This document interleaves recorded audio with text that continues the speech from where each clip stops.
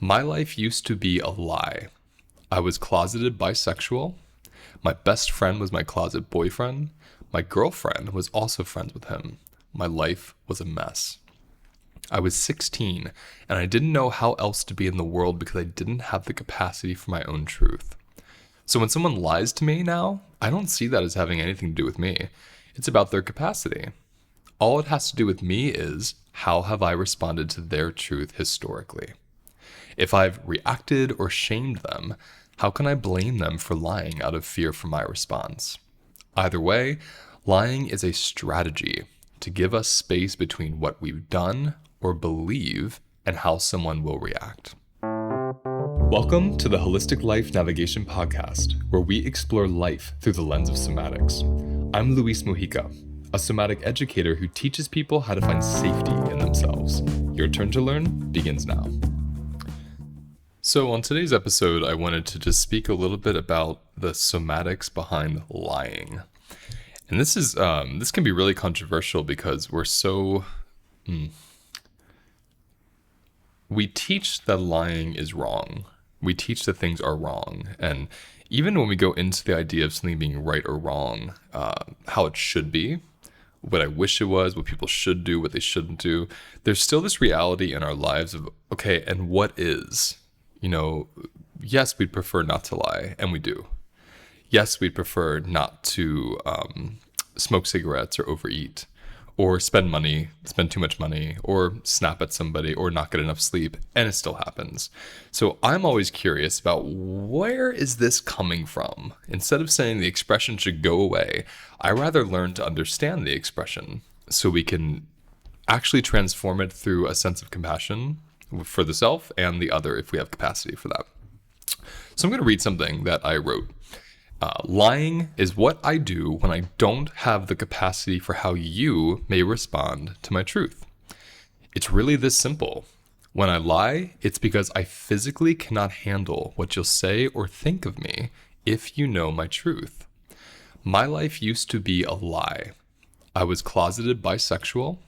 My best friend was my closet boyfriend. My girlfriend was also friends with him. My life was a mess. I was 16 and I didn't know how else to be in the world because I didn't have the capacity for my own truth. So when someone lies to me now, I don't see that as having anything to do with me. It's about their capacity. All it has to do with me is how have I responded to their truth historically? If I've reacted or shamed them, how can I blame them for lying out of fear for my response? Either way, lying is a strategy to give us space between what we've done or believe and how someone will react. These practices I do took me from living a life that was a lie to noticing sensationally moments I'm lying out of fear. When this happens, I sit with the part that's scared, nurture it, and then I tell the truth. Life has gotten better and better for me because of this. So I'm going to unpack this a bit now with you all in this episode so we can understand what I mean by this and do a practice with me so you can even experience it. Because there's understanding, which I love, and understanding comes from the mind. At least that's how I experience it. Whereas experience, it happens in the body. It's a felt sense. It moves through your bones and your blood. So I want to go from understanding to experiencing with you all in this short session. So let's start with understanding. When I say lying is a strategy, we want to understand when I talk strategy somatically, I'm talking about things that reflexively happen, things that happen without a lot of thought. Now, it doesn't mean that we can't lie consciously. We lie consciously all the time. And it's still a strategy, and it still comes from the inability to experience physically in our bodies what might happen if our truth comes out. Now, all of you listening, we all have a different experience, a different lineage connected to truth-telling. So I first want to stop so we can just notice that together. What are our individual, unique histories around truth-telling? How have people received our truth when we've been honest? How have we received the truth about us and how we feel and things that emerge from our body? What does truth even mean? I don't really believe in the term true self. what I believe in is that truth is based on where I am now and what I'm feeling now, and it might change.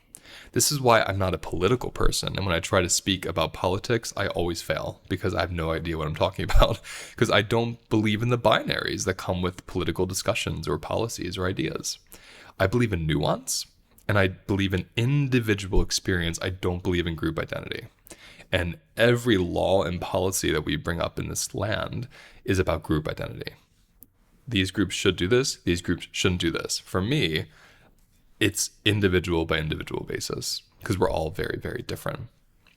So let's come back to this idea of not having a truth, not being, in terms of not having a true self. Myself is always changing. So moment by moment, I learn how I feel about something now and my capacity for it now. And that could change in a couple minutes, a couple years, a couple decades. So truth for me, truth telling actually comes from listening first. It's not from making up a concept.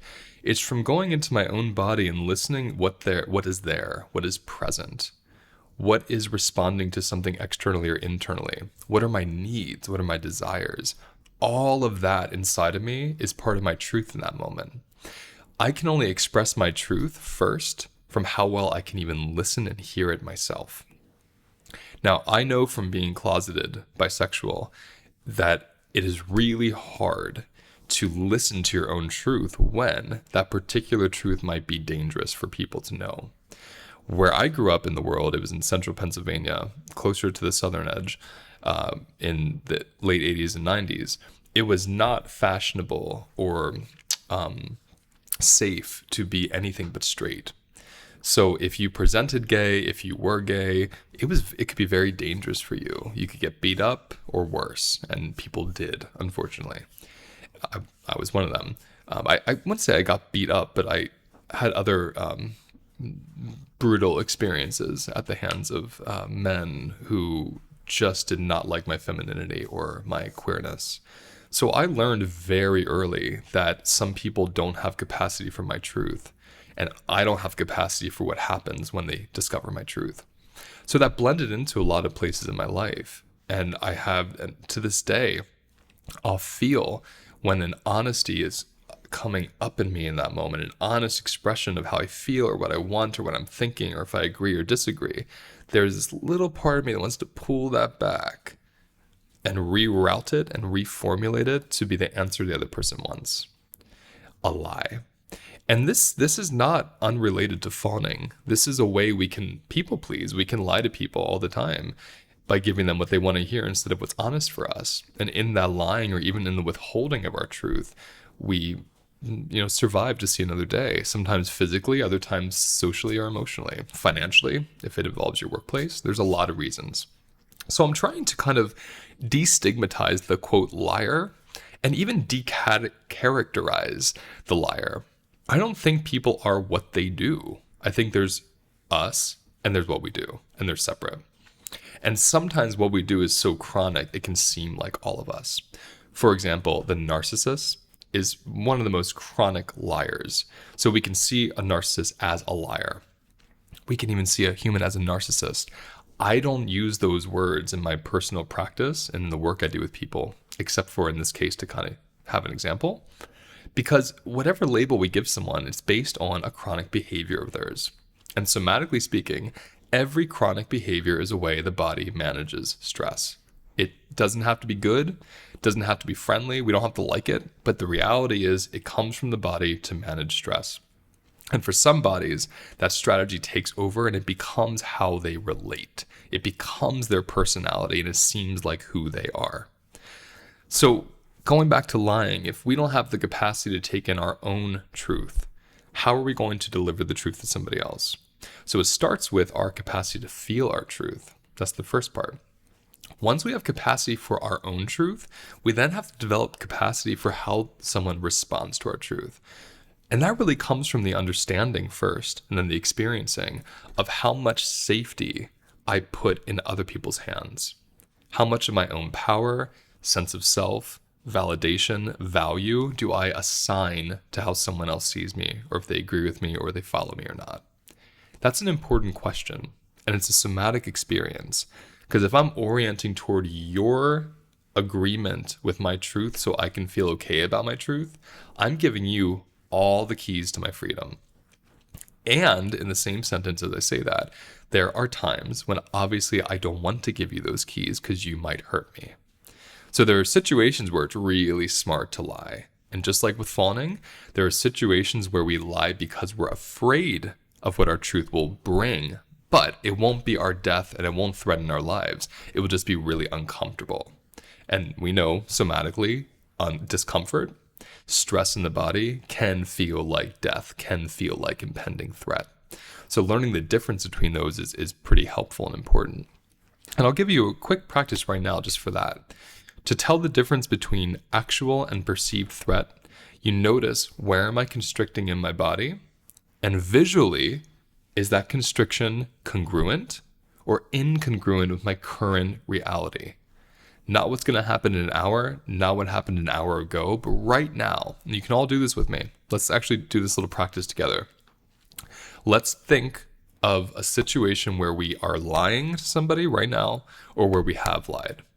So think of the person, think of the lie. The first thing I want you to notice is, where do you feel that pressure in your body? First, just take your time to ease into that. If it's hard to feel, if you feel numb or it feels overwhelming, grab a pillow and just put the pillow over your chest and belly. Give it a little pressure. Let your head rest on a wall or on a headrest behind you, or a couch or a bed. And just be held for a moment so you can feel in and you can see what's happening inside of me. Sometimes we need to hold our body and some support to get there. And we're just noticing, what part of me is constricted? Where do I have pain? Where do I have pressure? Where do I have discomfort? In response to lying. So I'm seeing in my mind's eye a time I lied. Could be today, could be 10 years ago. Where in my body am I holding the lie? And this is the somatics of lying. There is a constriction that presses against your truth to keep it from coming out. And you have to live with that. That's why lying also hurts the person doing it. It's physically painful. So let's just feel into that first. Now, as we're feeling into it, this is where some of the curiosity and the compassion can emerge. Keep your hand on the place that's holding this lie that has that pressure and stress. If it's 5 places, just pick one. Just pick one place. Now notice, it could be the same place or it could be another one. Where do you feel the fear of what will happen with your truth? So if you weren't lying to this person or this situation and you told the truth, where do you feel a part of you light up in fear? A part that's afraid of what they're going to do with this, of how this truth might completely, for some of us, the truth will change our lives. If our lives are a lie, that's a lot to hold. So notice the part that's overwhelmed and scared and just plain terrified about what will happen if you tell the truth. Put your hand there. Maybe the same place already, it might be a different one, but put your hand there. And let's start by just giving that place some support with self-touch, with breath. And the coolest thing, say out loud, you're really afraid that if you tell this truth, blank will happen, and you fill in the blank. So what will happen in your mind if you tell the truth? Say to this place that's scared inside of you, if I tell the truth, you're afraid this will happen. And when you say that out loud to this place, notice what it does. I'll pause for a minute.